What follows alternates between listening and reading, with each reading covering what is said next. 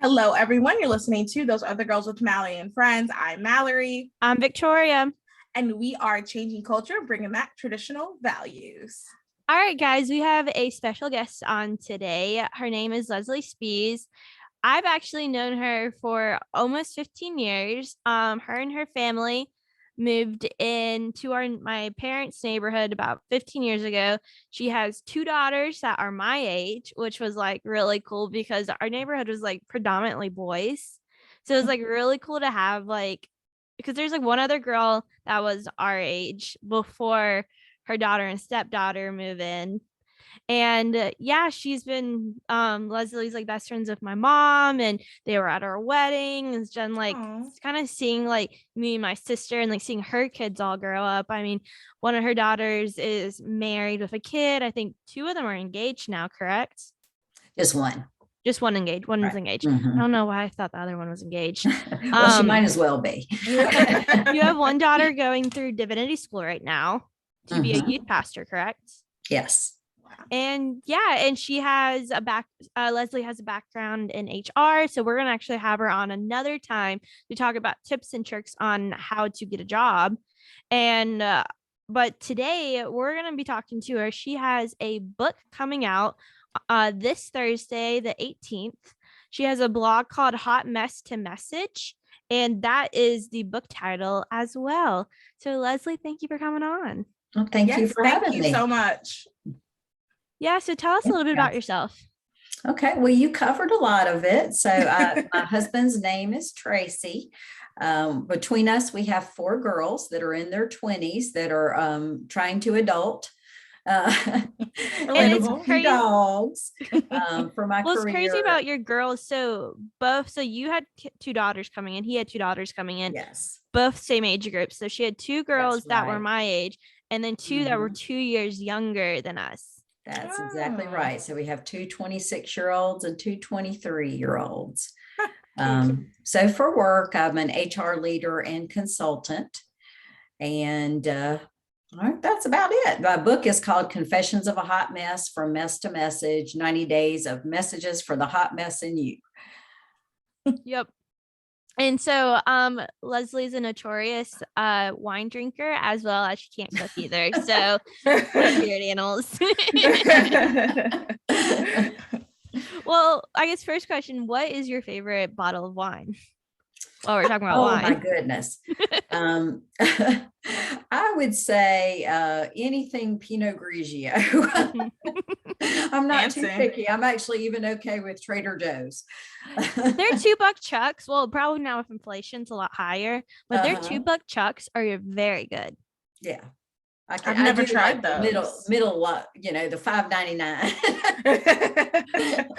Well, Matt, I think it was like what it used to be like Thursdays. They would mark down like certain bottles to just $2 a bottle when they're trying to get rid of At Trader inventory. Joe's? Oh, Uh-huh. wow. Oh. I Yeah. know Harris Teeter has like a wine night. Like they'll have like, Ooh. and you can like shop with your, and they have like a bar and everything Mhm. at Harris Teeter Oh, now. Well, I know Yeah. my dad and Leslie's husband goes that like the neighborhood boys will go to Lowe's Foods and drink at the bar at Lowe's Foods. I didn't even know Lowe's had one. Wow, that's so funny. Yeah. But anywho, so what made you start your blog, Leslie? Okay, well, I was going through kind of a tough time in my life. So I was a empty nester, complete empty nester. Unbeknownst to me, they would come back. But Don't we all? yes. So when you're a mama, you pour so much of your time and energy into your kids, and when they're gone, it's a little bit hard to adjust. So I was struggling a little bit with what's my purpose. One of my daughters was having some struggles at college. So that was very stressful. And also just was my mind's always been spinning like crazy, but it was in overdrive. So all those things just kind of came together, and I started praying about it and felt the nudge to write. So I didn't really know how to go about doing that. So one of the things that I thought about was, well, I'll start a blog and just see where it goes from there. So I started writing a blog on some of the issues that I was experiencing, and it just grew from there. And still have a blog. So check me out. It's at lesliespeas.com. I'll make sure to link that. LeslieSpeas.com. Okay. So God was on your heart and being like, you just to write. What exactly did he want you to write about? Well, I felt like he was telling me to share my struggles with others so that they wouldn't feel like they were alone, and know that, others are being vocal, because so many people on social media and other forums are sharing all the great stuff about their lives. So I guess I was called to share some of the more negative.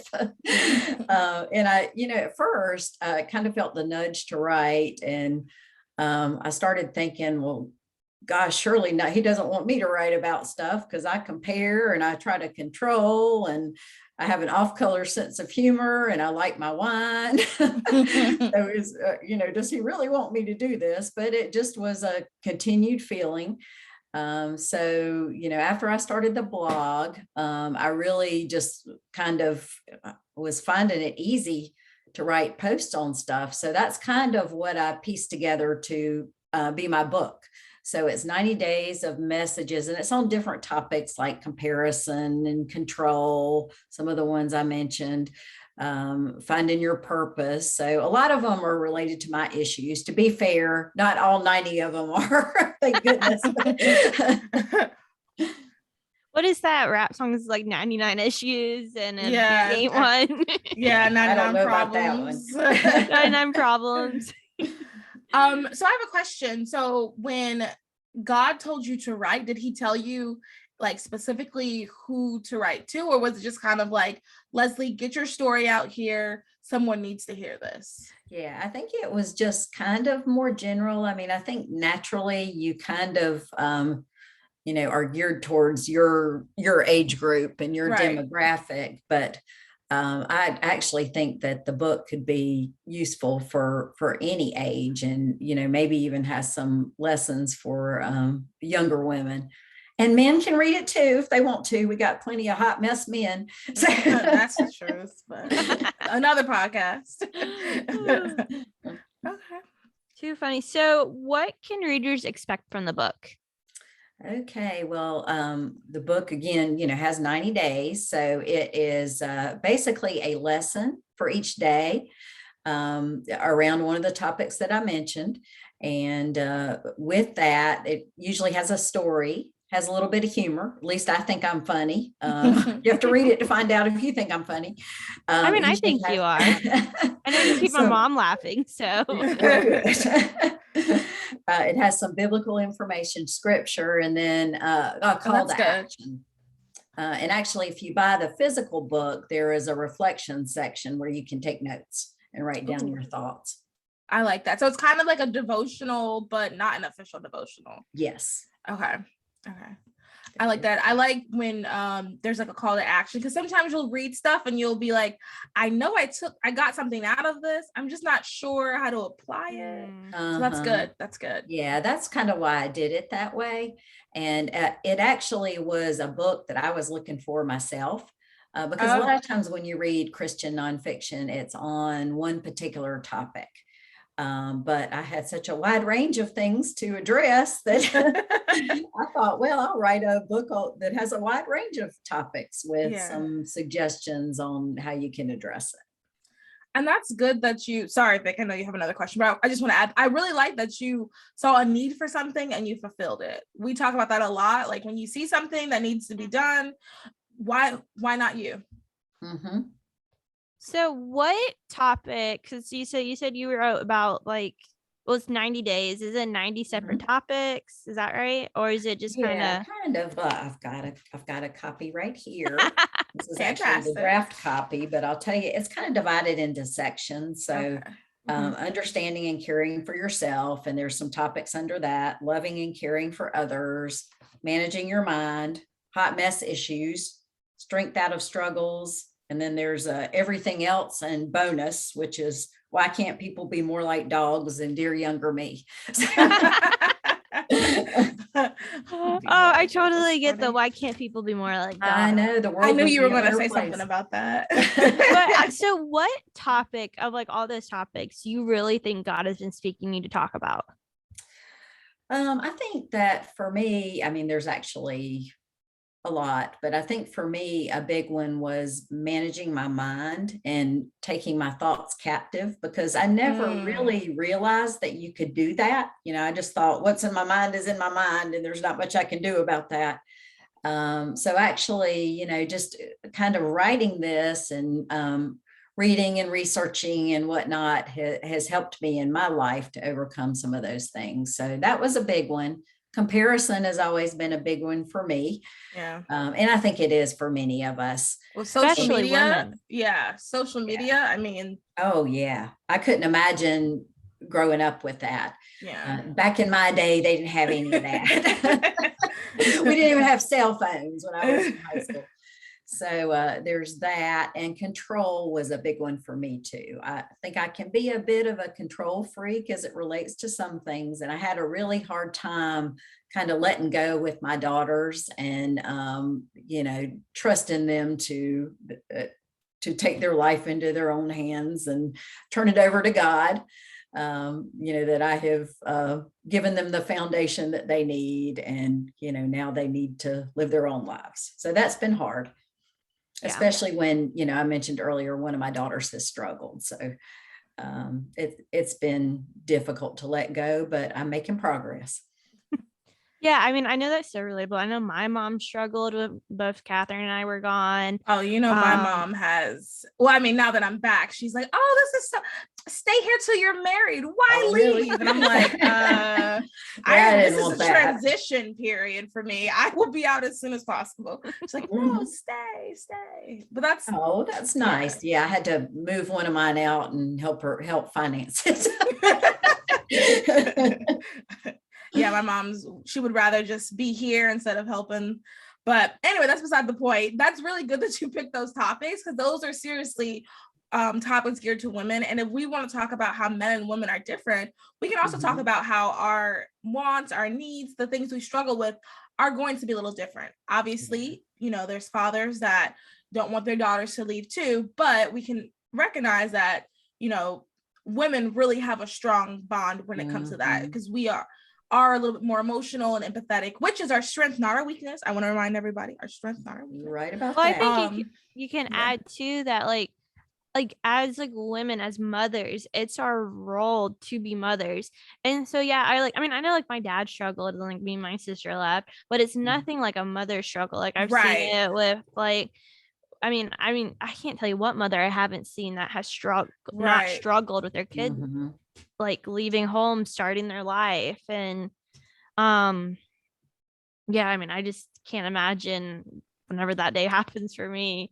Yeah. I know I would struggle. I know, every mother struggles. I think even when you get to the point of where your kids are married with their own kids, it's still a struggle, because you are feel like you have that responsibility to take care of your kid. And it's a lot done. Yeah. And it's a lot of faith in God and trusting in God that you raised your kid right for them to make good decisions. And even if they fall, even if they struggle, that they'll find a way to build themselves back up. Yeah. Well, and I'll share one more topic before we move on. And a narrative that I've always had that I think many women have is I'm not enough. So that's something that I've struggled with, and write about that in my book is one of the strongholds that really hold us back in our lives. Yeah. And I want to kind of talk before we completely off the subject. You've written a lot about depression and anxiety, and I've known knowing you just dealing with your mental health issues as well as those in your family with mental health issues.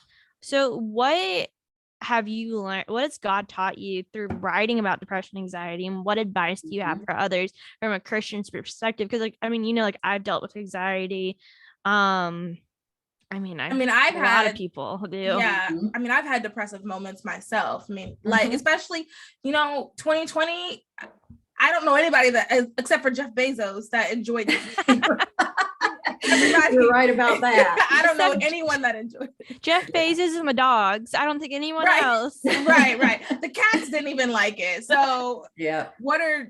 That's a very relatable topic. Yeah, that it is. And I don't think it's ever been more relevant because people are really struggling with that. There's a lot of uncertainty about where things are going in our world. There's a lot of divisiveness and all of that is contributing. So as far as anxiety, I guess, most people know kind of the stress management practices to follow, but one of the things that really helps me is mindfulness. So really trying to stay in the present moment. I am not very good at it, but I keep working on it. So prayer, meditation, deep breathing, all of those are good practices. I've always been an avid exerciser, and if I didn't do that, I think I'd be crazier than I am, because that really helps me. I think I wrote down a few notes. I highly recommend counseling, honestly, and I know some Christians are a little hesitant to admit that, although I'm hearing more about recommendations in that area lately. Because we're supposed to be anxious for nothing, right? But nobody really is. But I think counseling provides you with a forum to share your issues with a neutral person who can help guide you and help navigate you through some of that, and maybe even make some suggestions on resources and things like that. So I've difficult periods during my life. I have absolutely gone to counseling, and I think it's been very helpful.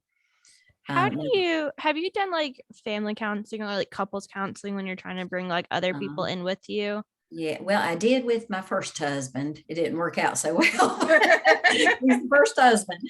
And I think I did maybe a time or two with my daughter. But I think, yes, that can be very effective if you're struggling in relationships. So I was just wondering, like, I know people like have stigma. And so like, if you're wanting someone to go to counseling with you, like not for like my personal reason, but just I've heard this like before, like where it's like I want to go, like hypothetically, like I want to go counseling, but my significant other doesn't want to. Like, how have you learned of like any like ways to like talk about that, or just go on your own until they come, or have you dealt with that at all? I think I would say I did with my first husband. So I think going yourself is very important. I think praying about it is very important. And, that the hope is that God will lead them to, join you in the counseling. But doing it yourself, I think is very important. And I have a question about counseling in general. So I know that I'm hesitant because I have seen recently, actually, I've seen like one or two friends go through counseling, and I see how they've kind of I don't want to judge their experience, but to me, they have changed in a negative way. I'll just put it that way. Okay. So what are some things to look out for, or what are some green flags? Let's not do red flags. What are some green flags for a counselor? Okay. Well, I let me first say I'm not an expert on that, but I think it does take a bit of time to find somebody that you jive with. I know I went through a few that I just didn't feel like were helping me very much. So I think that, you need to feel comfortable. For me, a Christian counselor is important. It doesn't have to be, in a Christian counseling practice necessarily, but somebody that's Christian. And sometimes you can know that by reading their bio and things like that. And I think just kind of your intuition, if you don't feel right about how they're guiding you or the relationship, just knowing that you have options to pursue other paths. Did that help? Yeah. And I like what you said, knowing that you have options, because I do feel like people, and I mean, I probably would feel like you have to stick with that one person, like, oh, well, I told them everything, I got to stick with them. But I think that was good to hear that you can change if you need to. Yeah, you most definitely can. How many, like, is it not classes? How many appointments would you recommend until you kind of like, okay, this is like a good feel whether like I like them or not. Like it's not just like Yeah. after one appointment. I mean, you might know after one appointment, but like you probably should give it a couple appointments, right? Yeah, I would say after 2 or 3, you have a pretty good feel as to whether it's going to work for you. And sometimes it may not be it's been helpful for me. Sometimes it may not be what you need. So, if that's the case, I think you'll know that too after a couple of sessions.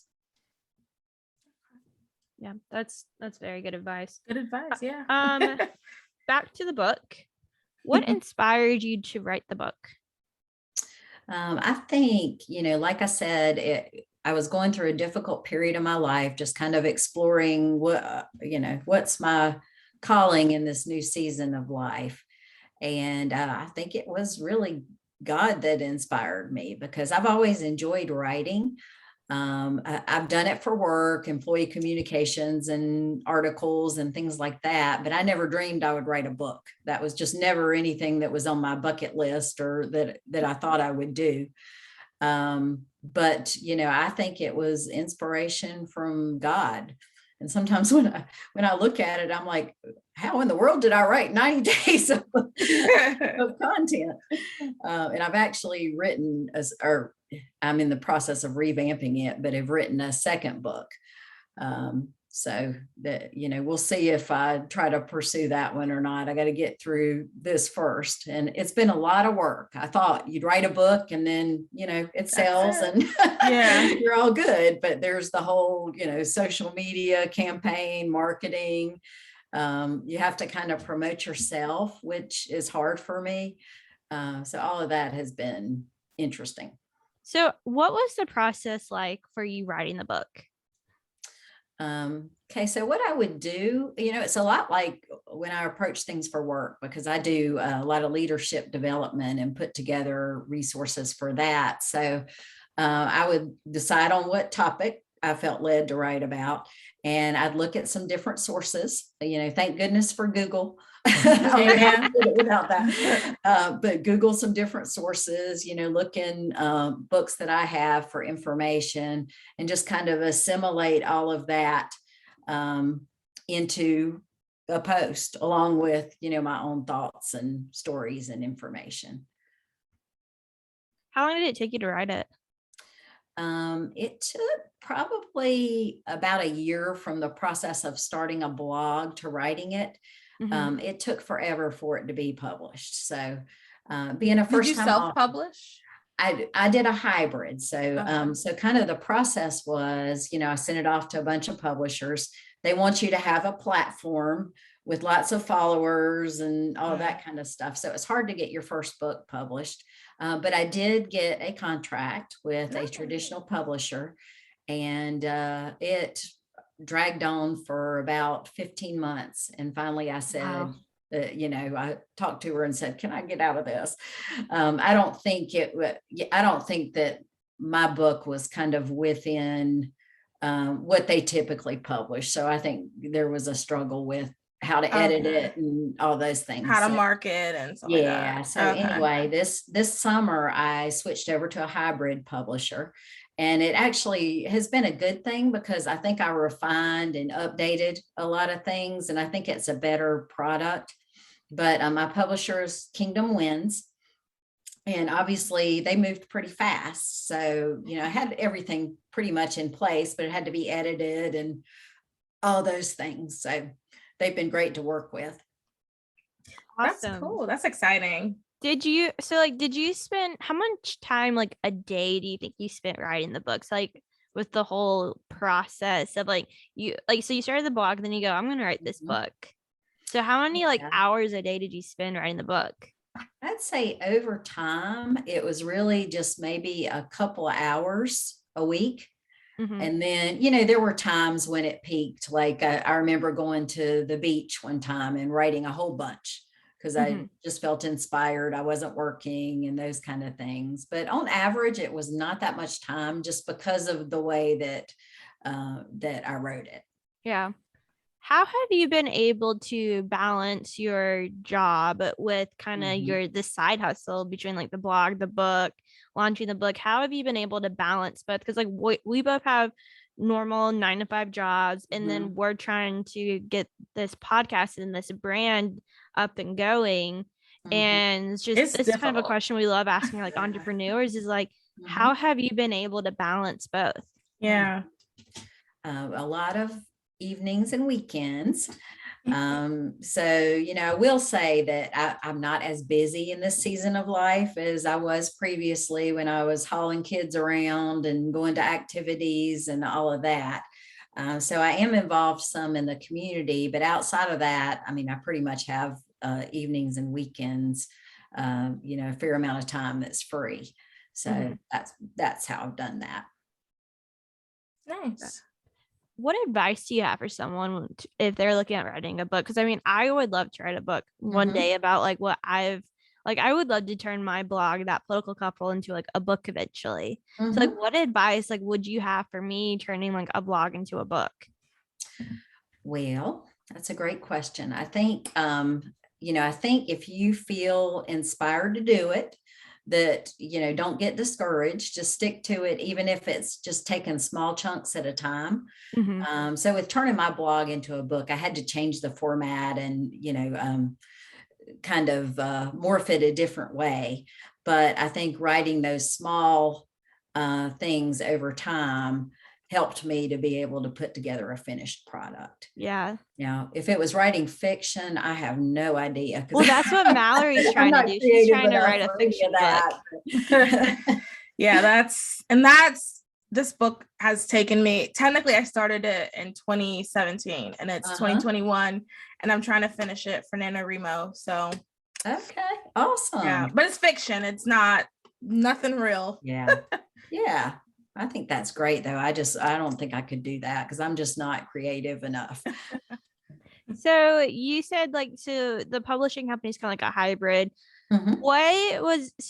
If someone's looking at doing a book, so I know I am, Mallory is. So what do you know, the benefits, cost benefit analysis between self-publishing, hybrid, and publishing? What did you consider when you were looking at which one you wanted to do? Okay. Well, I wanted the traditional publishing because you don't have to pay anything out of your pocket. Yeah. But that's the hardest as one. I said, yeah, for your first book, especially, I think it's just very difficult because like I say, they want you to have a platform and all of those things in place. So, the hybrid was ideal for me. And the way that works is that you invest in it some and the publishing company invests in it some, and then you get a larger portion of the sales of the book and hopefully, at least break even or make additional money. I'm hoping at this point to at least break even. And the self-publishing is pretty much just all on you. And you can pretty easily do that, I understand, through Amazon and some other avenues. I don't know a lot about how that works. I know my book took a lot of editing.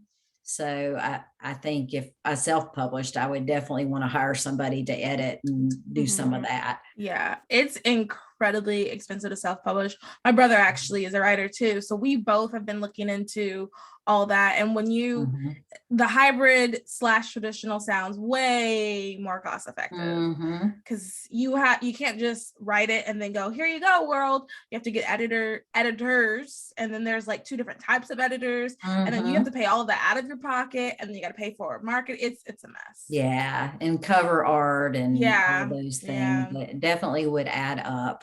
So I can't share any intel really on publishers outside of the Christian space, but within the Christian space, I could help you if he has any questions on that. Awesome. So I just lost my train of thought. Do you have anything, Mallory? I just lost my train of thought. I'm trying to think of anything else. The only thing I can think of is I remember now. Okay, go ahead. Sorry. Did you ever consider self-publishing just an ebook? Was that ever an option for you? Yeah, I think if it had not worked out with the hybrid option that I would have done that. And I've actually I mentioned that I had written another one. I actually have another resource that I put together that's called Navigating the Workplace for Christians. Oh, That and would be okay. amazing. yeah, Yeah. I'm thinking about maybe just making an ebook out of that.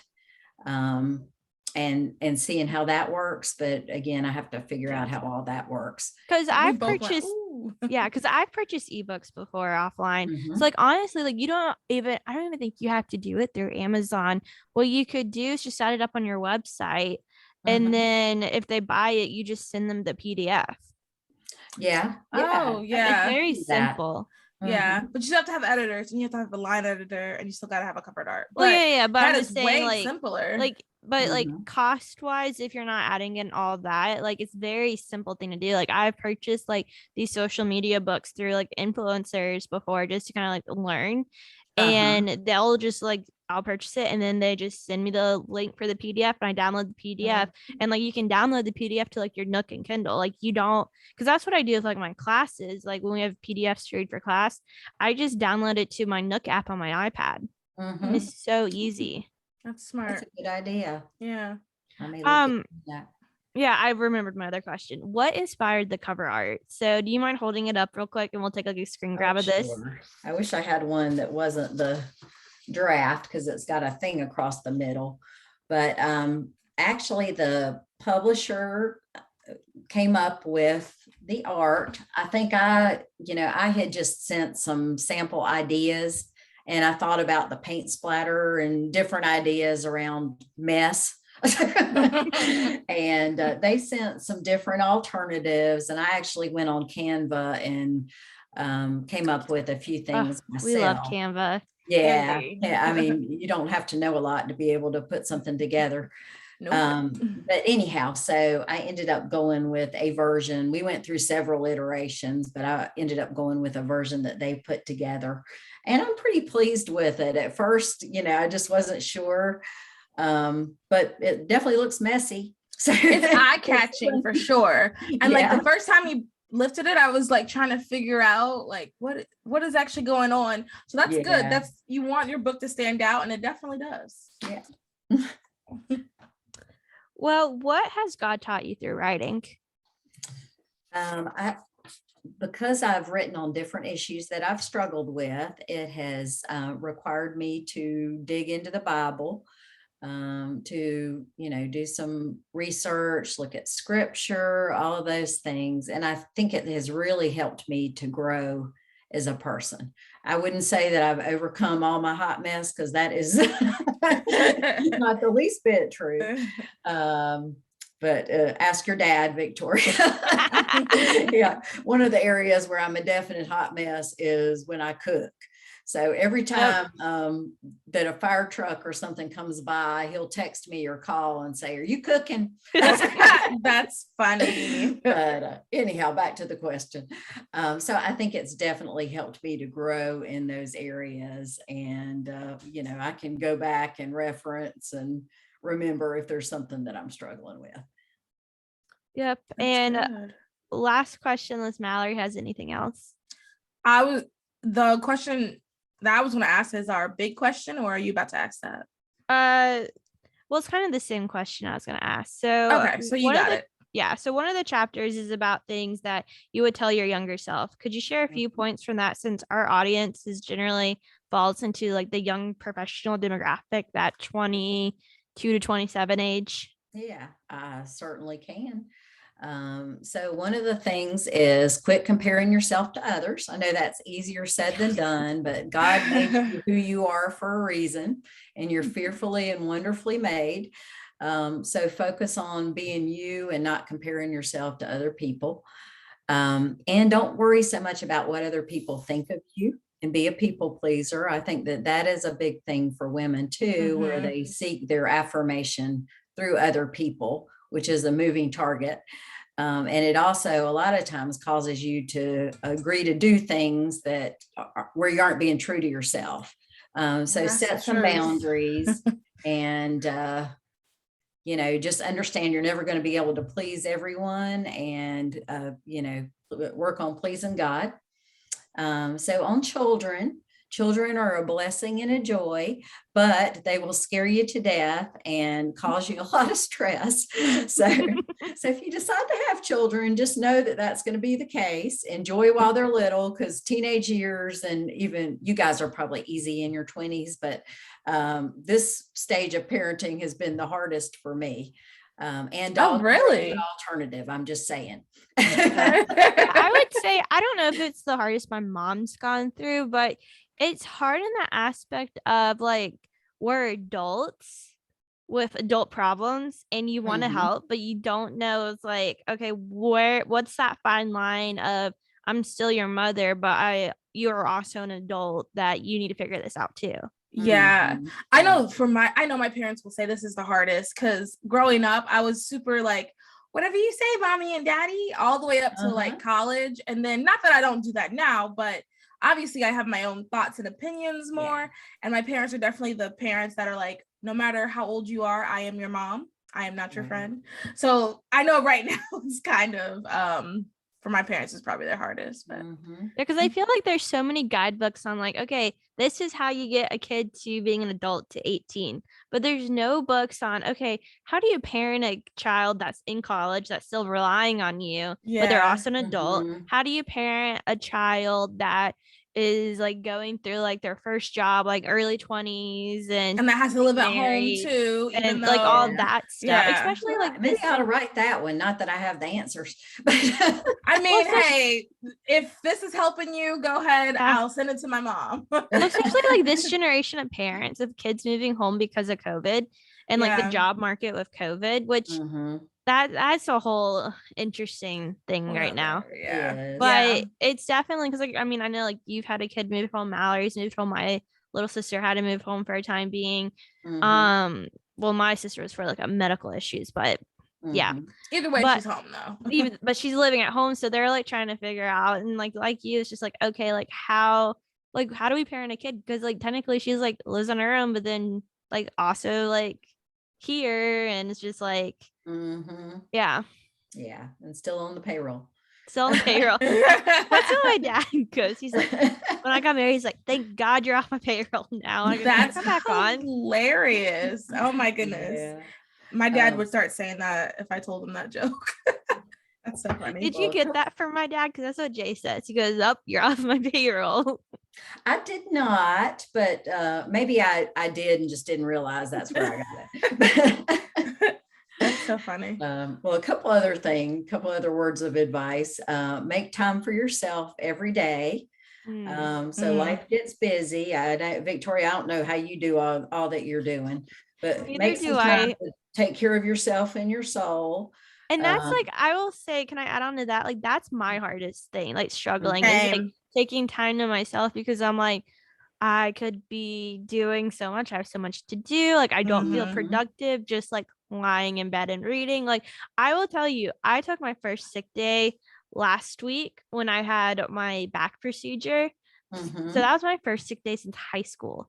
Oh, wow. Wow. Yeah, I had not taken a sick day at all with work. I haven't in college because I was scared that I had the flu and I went to class because I was scared they were going to kick me off my scholarship.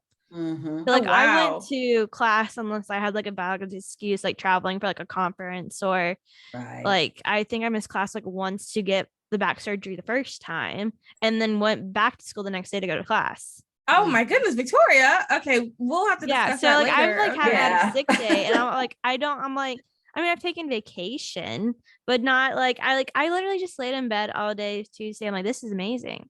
I mean, I did get up to do homework, but oh my goodness, yeah, I had to get homework done. You need to give yourself. I used to be the same way, but give yourself permission to have a little bit of chill time, even if it's just 15 minutes every day. I would say exercise and eat right and stay out of the sun and try not to squint, because you'll pay for it later. And now I'm like, okay, let me not. And choose a partner wisely. So with my first husband, my reasons weren't very deep for, I was like, oh, he's cute, he's got a nice car, and everybody else is getting married, so maybe it's time to get married. I would say, a little bit of advice: if you have issues before you get married, Probably not a good sign. You want to be with someone where you can be yourself and, feel like they will care for and nurture you. That's good advice. And that's all I got. Well, where can everyone find your book? Okay, well, right now it's available for pre-order on the Kingdom Winds website, and it will be available Thursday on Amazon in ebook or in physical book format. I guess that's what you call it, a physical book. I have a Hot Mess to Message Facebook page where I post updates, and also a website at lesliespeas.com. Having a virtual book launch on this coming Thursday, the 18th. So, if anybody's interested, check that out, and you can find information on either the website or the Hot Mess to Message page. Yep. And I will be there helping you on the 18th do your virtual book launch. So, very excited. Sweet. I forgot to tell you, I went bike riding with my mother like 2 weeks ago. Oh, yes. Okay, I have a Peloton, and no amount of training on the Peloton will prepare me to ride a bike with Susie. Yes. Like, Mal, you don't understand. Like, she literally has the most perfect bike. It's a road bike, and it's like so fast, and you just can't keep up with her. Like, she's climbing a hill, and like, I think she was telling me you had the problem too, that I was like trying to stand up. Like, she's standing up on the bike going up the hill, like it's nobody's business. I tried to. I'm like, I'm about to slip and fall. Yeah, that's exactly right. The first time I rode with her, I rode an older mountain bike, and we were riding on the road around the neighborhood. Oh boy, that was a mistake. When I got my hybrid bike, I was in a better position. But I used to be a spin instructor, and I had trouble. Oh, wow. Well, it's so different. Stationary bikes versus like a mountain bike. Yeah. Well, like my mom's bike is literally a competitive road bike. And it's super light. Like, the gears are easy. I think I was riding my sister's bike, and the gears were not moving. Like, it wasn't switching properly. I'm like, this is awful. Yeah. We'll blame it all on the bike.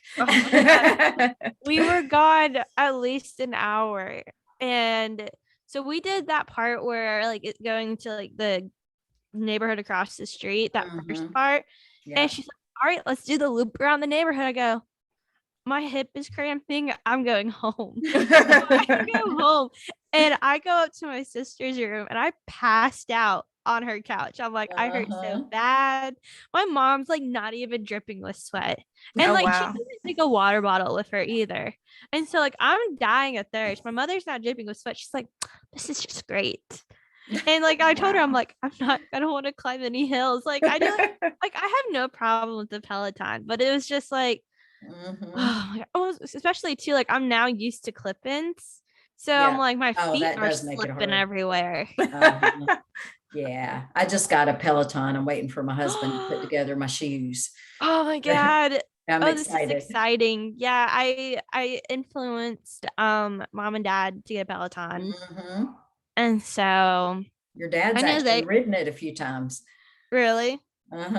Yeah, that's good. I like it a lot. I was calling my mom last night. She's like, I'm riding the Peloton. I go, you don't need to get any quicker. Like, just stop. Like I told my dad, I'm like, hide her shoes. Like, we just need to like stop.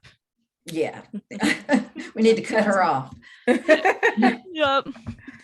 Well, thank you so much for coming on. Yes, really thank you. It. And we're really very excited. We're very excited for your book launch. Yeah. Is there any last thoughts you have for us? I don't think so. I appreciate you having me. Yeah, I think we covered everything. Yeah. Right. And everyone, make sure that you go to her website and make sure you order the book. Let us know when you order the book too. And let's see. Rate, review, subscribe to the podcast. If you enjoyed this, make sure you share this. I think this will be a good episode to share with your friends.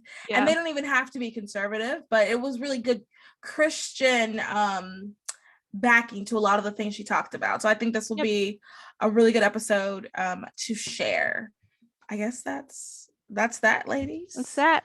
That's all she wrote, as they say. Literally. Okay. Bye. Bye. Thank you, guys.